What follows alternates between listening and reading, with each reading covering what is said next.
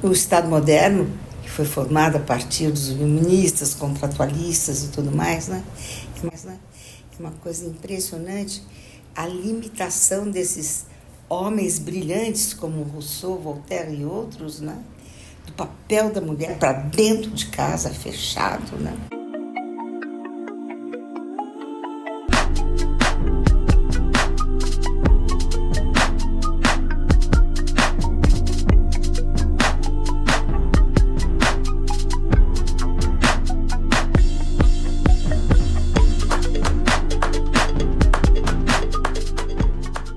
A Nova Zelândia foi o primeiro país do mundo a garantir o sufrágio feminino, e por isso esse país inicia essa série, mas até chegar a esse ponto, muitos eventos marcaram sua história. A ilha já havia tido contato com europeus desde o século XVII. Em 1814, missionários cristãos se estabeleceram na região e, a partir de 1825, a colonização se intensificou com uma empresa dedicada a isso. Como consequência, a população maori diminuiu 60%, vítima de doenças trazidas pelos estrangeiros. Na década de 1850, com o crescimento da população de colonos britânicos, surgiu uma demanda pelo autogoverno, que foi concedida pelo parlamento inglês. Além disso, nessa mesma época, teve a descoberta de ouro, que trouxe investimentos em infraestrutura e direitos sociais na ilha. Assim como em outras sociedades da época, as neozelandesas também eram excluídas da política. Eram vistas como mais adequadas à vida doméstica, enquanto os homens monopolizavam a participação pública e política.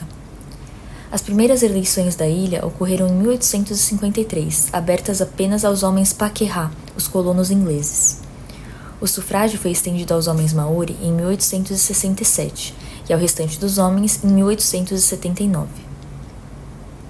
No fim do século XIX, algumas mulheres começaram a desafiar a visão tradicional de seu papel. Com mais oportunidades surgindo, especialmente para aquelas de famílias ricas ou de classe média, na educação secundária e universitária, na medicina, na igreja e no trabalho de caridade, a atenção logo se voltou para os direitos legais e políticos das mulheres. A campanha pelo sufrágio na Nova Zelândia surgiu como parte de um movimento maior pelos direitos das mulheres, que se espalhava pela Grã-Bretanha, suas colonas, Estados Unidos e norte da Europa. As sufragistas pioneiras neozelandesas se inspiraram principalmente no filósofo John Stuart Mill, no movimento britânico e nos esforços da União Cristã de Temperança Feminina, WCTU, dos Estados Unidos. O movimento cresceu a partir de 1885, com a fundação de uma WCTU na Nova Zelândia. Sob a liderança de Kate Sheppard, as mulheres de WCTU se destacaram na organização de petições ao parlamento em 1891, 1892 e, notavelmente, em 1893, quando reuniram 32 mil assinaturas, o que representava praticamente um quarto da população feminina europeia adulta da Nova Zelândia.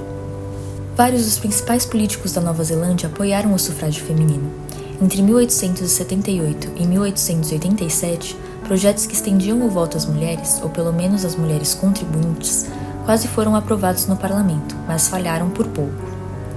No início da década de 1890, os oponentes do sufrágio começaram a se organizar, argumentando que a mudança nos papéis naturais de homens e mulheres poderiam gerar consequências graves. A indústria de bebidas alcoólicas, grande oponente, temendo que as mulheres apoiassem a proibição do álcool, pressionou parlamentares e organizou contra-petições. O governo liberal, no poder desde 1891, estava dividido sobre o tema. O premier John Ballance, embora inicialmente favorável, temia que as mulheres votassem em conservadores. Além disso, tinha aliados do comércio de bebidas, como Richard Seddon, que eram contra o voto feminino. Projetos de leis que concediam o voto às mulheres foram aprovados em 1891 e 1892, mas sabotados na Câmara Alta, o Conselho Legislativo, por meio de emendas que inviabilizaram sua aplicação. Mesmo com a oposição das indústrias de bebidas, as sufragistas organizaram comícios em massa, enviaram telegramas aos parlamentares e distribuíram camélias brancas aos apoiadores. Com a morte de Ballance em 1893 e a ascensão de Seddon, o avanço parecia distante. No entanto, uma terceira petição com 32 mil assinaturas foi apresentada ao parlamento, com 270 metros de comprimento, desenrolada no meio da Câmara, incentivando a aprovação. Seddon tentou novamente sabotar o projeto, mas sua interferência teve efeito contrário. 2 conselheiros da oposição, antes contrários ao sufrágio, mudaram seus votos para envergonhá-lo. Assim, em 8 de setembro de 1893, o projeto foi aprovado por 20 votos a 18. Apesar de novos esforços dos opositores, o governador Lord Glasgow sancionou o projeto em 19 de setembro. Todas as mulheres britânicas com 21 anos ou mais, incluindo as Maori, agora podiam votar, embora algumas, como as mulheres chinesas, fossem excluídas por restrições de nacionalidade. As sufragistas celebraram em todo o país, recebendo reconhecimento de movimentos ao redor do mundo. Finalmente, em 19 de setembro de 1893, com a aprovação do projeto, 109.461 mulheres, cerca de 80% da população feminina adulta elegível, se inscreveram para votar, apesar do curto prazo para o registro. No dia da votação, 90.290 delas compareceram, resultando em uma participação de 82%, um índice muito superior aos 70% entre os eleitores masculinos. Os opositores do sufrágio alertaram que as delicadas eleitoras seriam empurradas e assediadas nas cabines de votação por homens grosseiros e meio bêbados. Contudo, a eleição de 1893 foi descrita como a mais bem conduzida e ordeira já realizada. Segundo o jornal de Christchurch, as ruas pareciam uma alegre festa de jardim, com os lindos vestidos das mulheres e seus rostos sorridentes iluminando as cabines de votação de maneira maravilhosa. 3 anos após a vitória do sufrágio, uma convenção que reuniu representantes de 11 grupos femininos de toda a Nova Zelândia fundaram o National Council of Women, NCW. Seu objetivo era reunir todas as sociedades de mulheres organizadas para aconselhamento mútuo e cooperação, na busca por justiça e liberdade para as mulheres, e em tudo que contribui para o bem da humanidade. E mais de um século depois, o NCW ainda defende os interesses das mulheres, embora seja uma organização muito diferente daquela estabelecida na década de 1890. Essas mulheres, as chamadas de feministas da primeira onda, exigiam direitos iguais e a reforma moral da sociedade, acreditando que as mulheres possuíam uma moralidade inata e que seus instintos maternais poderiam reformular a política e trazer um mundo melhor. O Conselho pleiteava a igualdade legal em áreas como casamento e emprego, além da revogação do Contagious Diseases Act de 1869, que permitia à polícia exigir inspeções médicas de mulheres suspeitas de serem prostitutas comuns, sem penalizar os homens. Também exigiam que as mulheres fossem elegíveis para as eleições ao parlamento, para a polícia e para o serviço em júris. Elas pleiteavam a elevação da idade do consentimento de 14 anos para 21, o ensino de temperança científica nas escolas, o estabelecimento de lares para alcoólatras e uma aplicação mais rigorosa das leis sobre o consumo do álcool. O NCW defendia ainda educação gratuita e de maior duração para as crianças, melhores cuidados e treinamento para órfãos ou negligenciados, pensões universais para a velhice, reforma prisional e a abolição da pena de morte. As mulheres conquistaram o direito de concorrer ao parlamento apenas em 1919, e a primeira mulher a ser eleita membro do parlamento, Elizabeth McCombs, tomou posse em 1933, 40 anos após a introdução do sufrágio feminino. Além disso, o número de mulheres parlamentares não atingiu 2 dígitos até meados da década de 1980, e as mulheres permanecem subrepresentadas no parlamento até a década de 2020. Alguns dos objetivos da National Council of Women, NCW, levaram muitos anos para serem alcançados. As mulheres só puderam concorrer ao parlamento em 1919. O Contagious Diseases Act foi revogado apenas em 1910, e a igualdade salarial foi consagrada somente em 1972.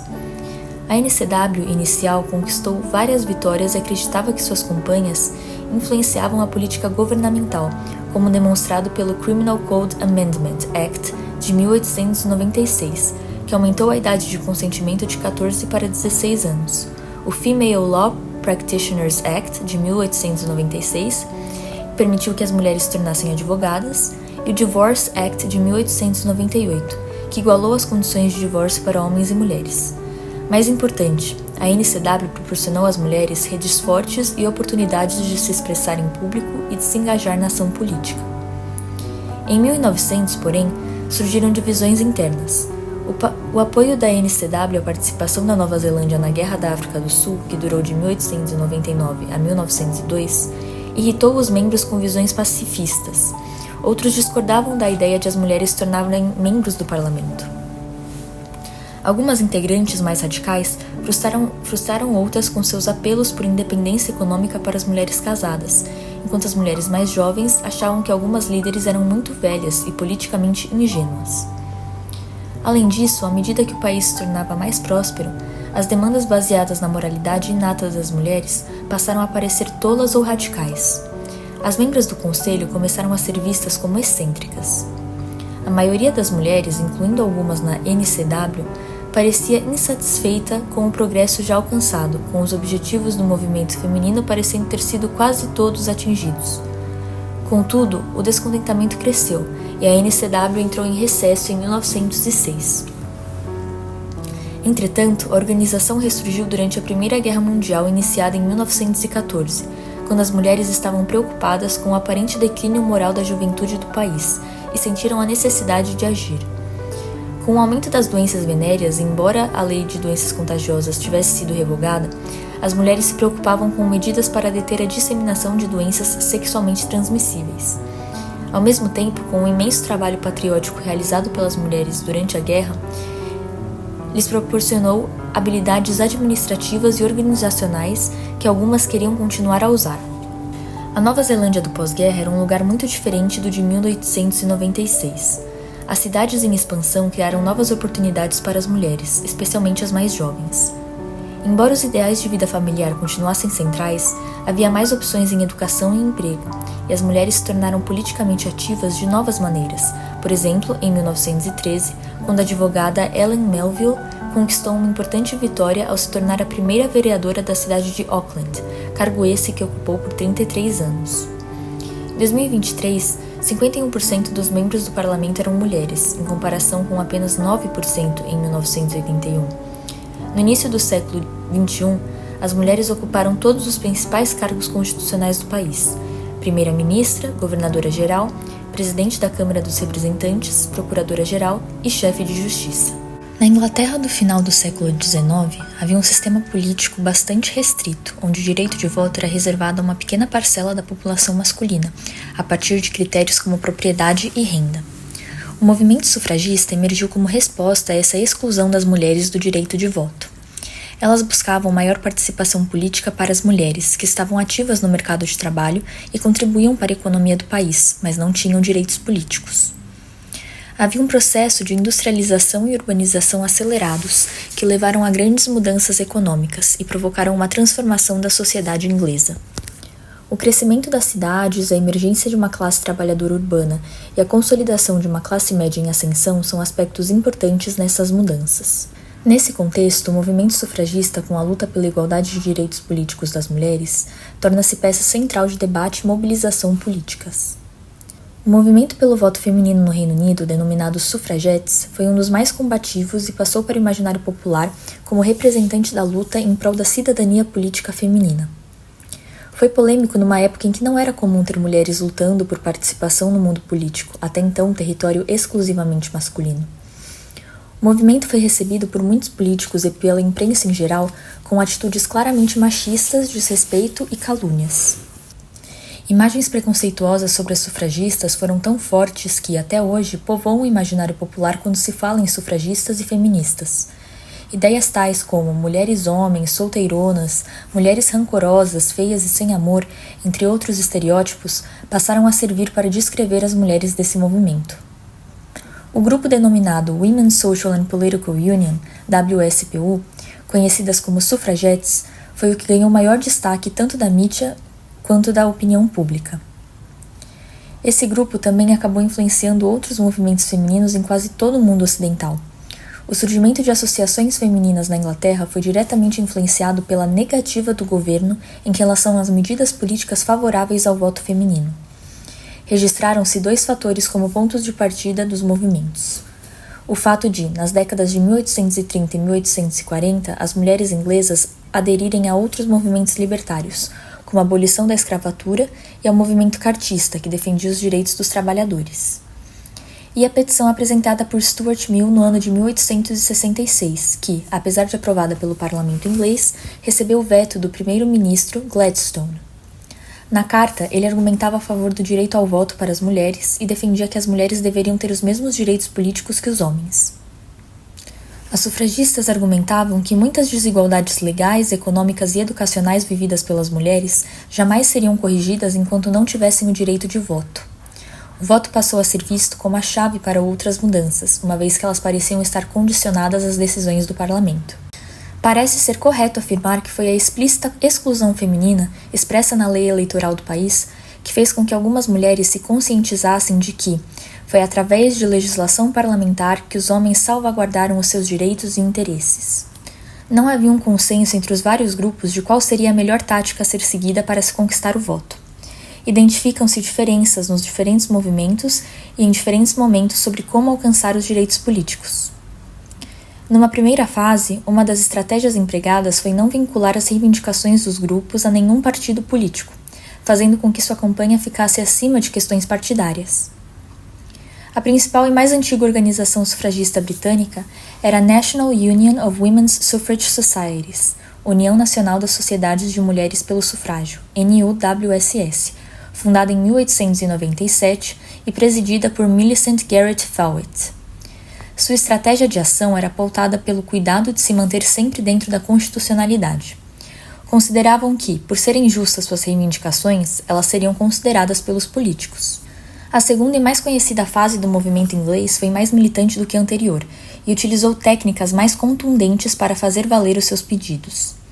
Teve início em 1903 com a fundação, em Manchester, de um novo grupo liderado por Emmeline Pankhurst e suas filhas Christabel e Sylvia, que recebeu o nome de Women's Social and Political Union, União Social e Política das Mulheres, WSPO. Esse foi o mais combativo e o que alcançou mais sucesso em expor o movimento pró-sufrágio para o mundo, sendo mais lembrado e associado à luta feminina pelo voto no imaginário popular. As sufragetes se diferenciavam por suas estratégias de luta. Escolheram táticas não convencionais para fazer pressão junto ao governo e, desse modo, chamar a atenção do público para suas demandas, representando uma ruptura com a fase anterior, que apostava na moderação dos seus atos. Com o lema "Ações e não palavras", as militantes aplicavam métodos variados. Para chamar a atenção da imprensa e do público, usavam várias táticas como atos que iam desde atear fogo a caixas de correio, quebrar vidraças de lojas e casas, acorrentar-se a portões de prédios públicos, até interromper os discursos dos políticos. Além de estratégias de ativismo militante, campanhas de propaganda e mobilização de mulheres também eram utilizadas. Após o ano de 1911, passaram a fazer pressão total em relação aos membros do governo, concentrando seus esforços em uma campanha contra os detratores do voto feminino. Interrompiam os encontros públicos dos políticos com aclamações pelo sufrágio. O próximo passo passou a ser a confrontação física com a polícia nas manifestações, difundida largamente pela grande imprensa em forma de notícias, artigos e charges. Apesar de que estas táticas ocasionassem uma imagem negativa ao movimento, não se pode negar que a mudança pelas táticas mais radicais e violentas se mostrou eficaz, pois somente a partir do momento em que as sufragetes adotaram essas formas de luta é que a campanha pelo direito ao voto na Grã-Bretanha começou a ser levada a sério pelos políticos e pela imprensa. Além dessas, havia a atuação de sufragetes independentes, mulheres que tomavam atitudes extremadas por conta própria.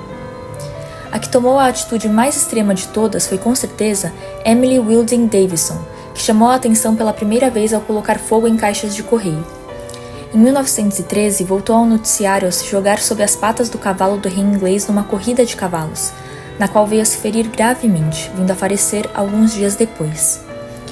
Tal atitude parece ter sido tomada para chamar a atenção da realeza para o movimento sufragista.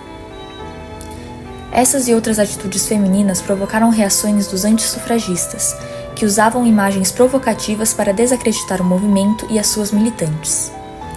Diziam que os lares seriam abandonados se as mulheres se envolvessem com a política, e retratavam as sufragistas como mulheres agressivas, sem atributos físicos e que se envolviam com política por não conseguirem um marido. Essa campanha de confronto direto das sufragetes resultaram durante 1911 e 1912 na prisão de mais de 200 mulheres, muitas das quais receberam penas de até 2 meses em prisão feminina na cidade de Londres. Os órgãos policiais estavam mais rigorosos, sendo que, de 1912 a 1914, teriam passado a utilizar todos os recursos legais a seu dispor para suprimir a campanha da WSPU e trazer a opinião pública contra as sufragetes. Na prisão, algumas decidiram fazer greve de fome, para chamar atenção para sua causa, e a reação das autoridades a esse tipo de protesto foi alimentar as prisioneiras à força. Imagens retratando tal fato são amplamente encontradas e mostram como a alimentação forçada era aplicada nas prisioneiras.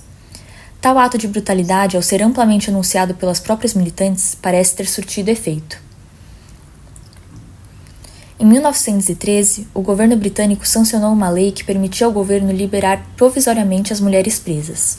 Na mesma época, o grupo do NUWSS, na ativa desde 1897, retomou de forma acentuada suas táticas de pressão moderadas, tais como subscrevendo petições, escrevendo artigos para jornais e enviando cartas aos políticos. Em 1912, o NUWSS passou a apoiar o Labour Party, Partido Trabalhista, apontando uma mudança na estratégia de ação mantidas até então. A partir de 1914, todas as antigas alianças no movimento sufragista foram colocadas de lado e todos os esforços passaram a ser feitos para auxiliar o governo na guerra. Com o advento da Primeira Guerra Mundial, os atos de desobediência civil foram suspensos de comum acordo entre os grupos envolvidos e o governo britânico. A liderança da WSPU resolveu apoiar o governo, deixando a militante campanha em prol do sufrágio feminino em segundo plano.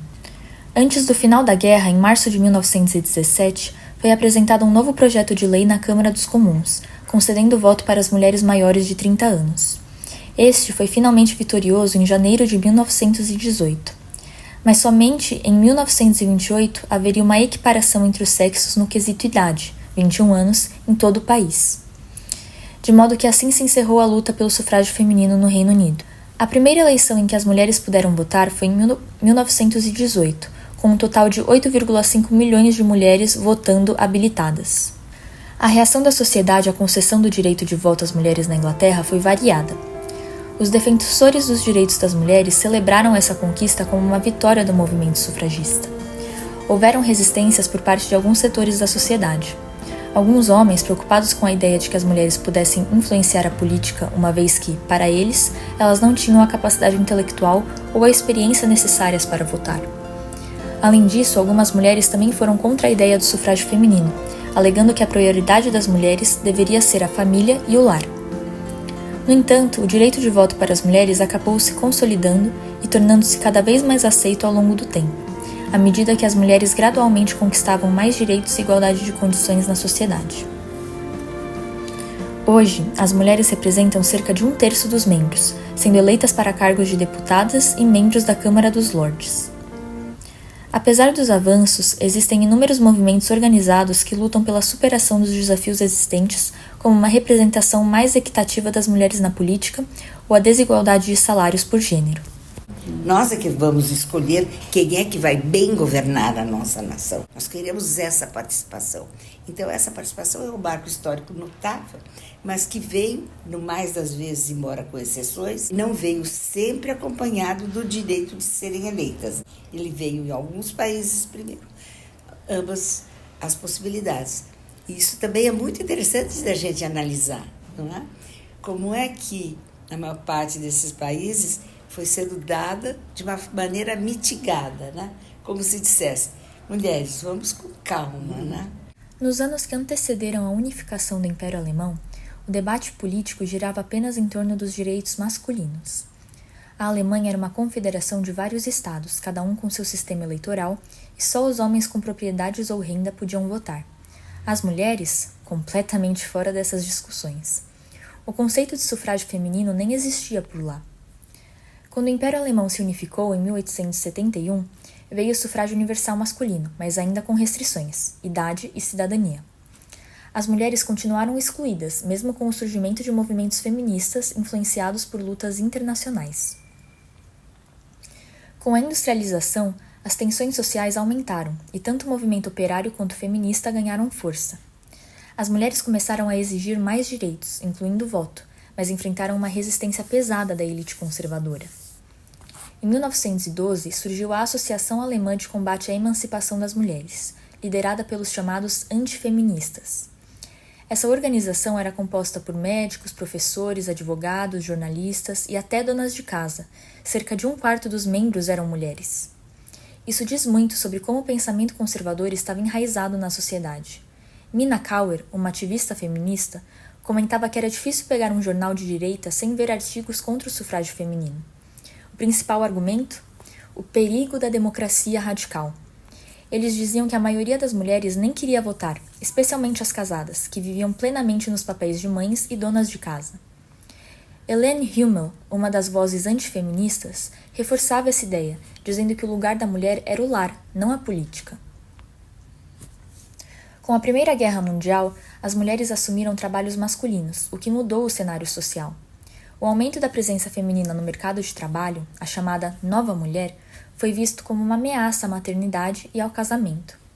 Ideias racistas e antissemitas também reforçavam a exclusão das mulheres da política, e pseudociências como o livro Sobre a Imbecilidade Fisiológica das Mulheres, de Paul J. Mobius, eram usadas para argumentar que as mulheres eram biologicamente incapazes de atuar na vida pública. Além disso, a conexão do movimento feminista com causas internacionais foi usada como argumento contra ele. Werner Heinemann, outro antifeminista, chegou a dizer que o sufrágio feminino era um suicídio nacional. Mesmo assim, o movimento feminista se manteve forte. Em 1865, foi fundada a Associação Geral de Mulheres Alemãs, focando inicialmente em educação e trabalho, mas logo o voto se tornou prioridade.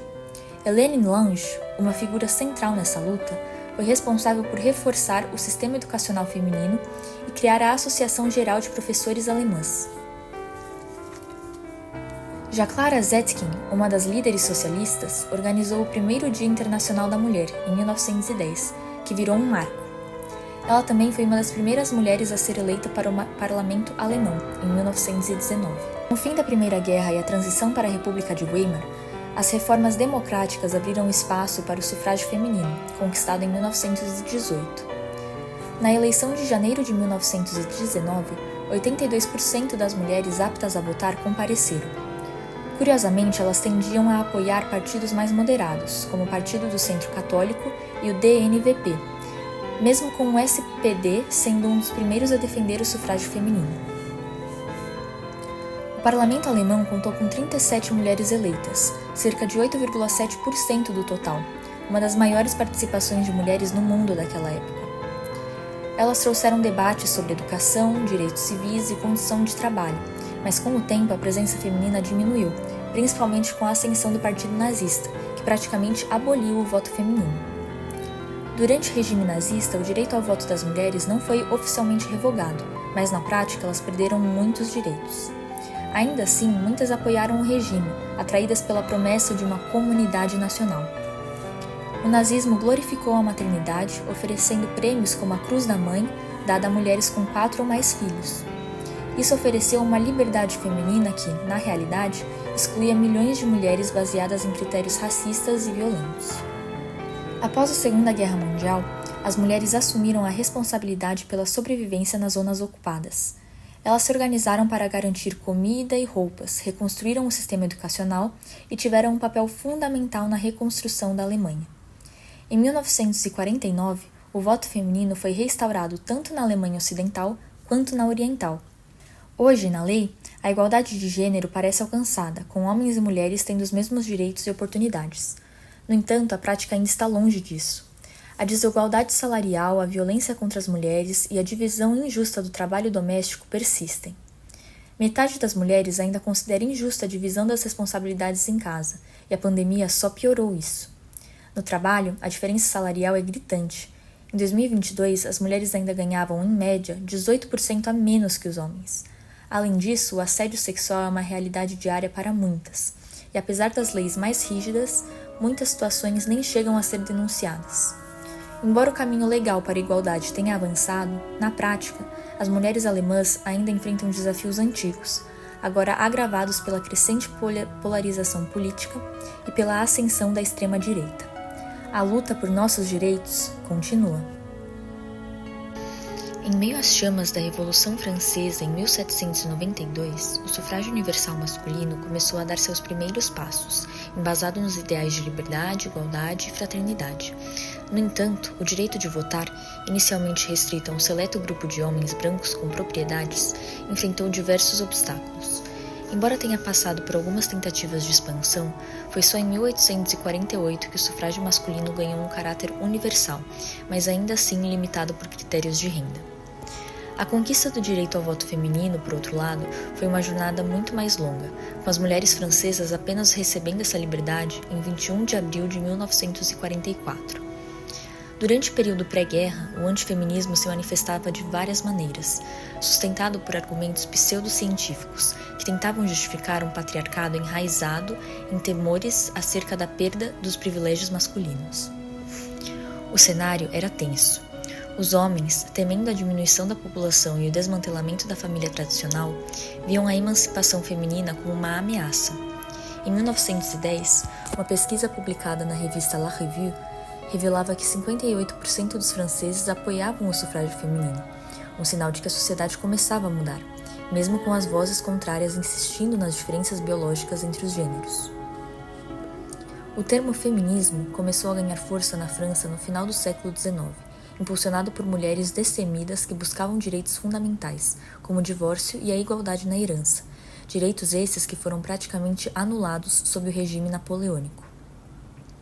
Entre essas pioneiras estava Hubertine Auclair, uma das primeiras mulheres a se declararem feministas, já em 1876. Enquanto isso, o contexto europeu promovia um intercâmbio de ideias e movimentos feministas em outros países inspiravam as mulheres francesas. Contudo, o movimento feminista na França ainda se apresentava de forma fragmentada, dividido por classe e religião.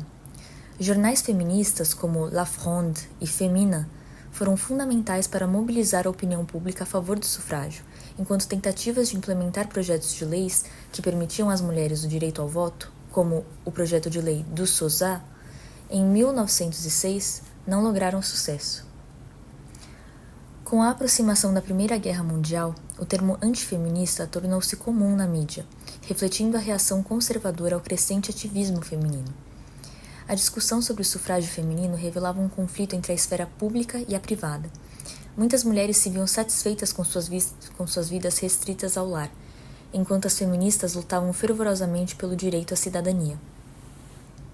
Após a conquista do voto, a realidade feminina começou a mudar de maneira significativa. As mulheres, agora eleitoras, passaram a se perceber além dos papéis tradicionais de esposas e mães. O sufrágio permitiu que elas buscassem educação superior e ocupassem posições de destaque na sociedade. A participação feminina nas eleições evoluiu ao longo das décadas. Em 1986, pela primeira vez, homens e mulheres votaram em igual proporção. E em 1988, as mulheres superaram os homens nas urnas, marcando um avanço histórico. Esse legado de autonomia política continuou a florescer, com as mulheres se tornando protagonistas em diversos setores sociais, acadêmicos e profissionais. A luta pelo voto feminino na França não foi apenas uma vitória política, foi uma transformação profunda na percepção da identidade feminina, permitindo que as mulheres se tornassem autônomas e independentes em todas as esferas da vida. Veio o movimento sufragista, tá? Que realmente marcou o nosso mundo ocidental aqui, para falar só dele, né? Que marcou o nosso mundo ocidental, e eu acho que é o marco mais representativo dessa ânsia das mulheres por irem além das suas próprias casas, das suas domesticidades. No próximo episódio desta série, iremos explorar a história dos direitos políticos das mulheres na Ásia e na África. Uma jornada de conhecimento marcada por diversidade cultural lhe espera, passando pela China e sua Revolução de 1949, o feminismo socialista, as particularidades muçulmanas da luta das mulheres no Irã e em Marrocos e os desafios de nossas irmãs lusófonas de Angola. Até a próxima!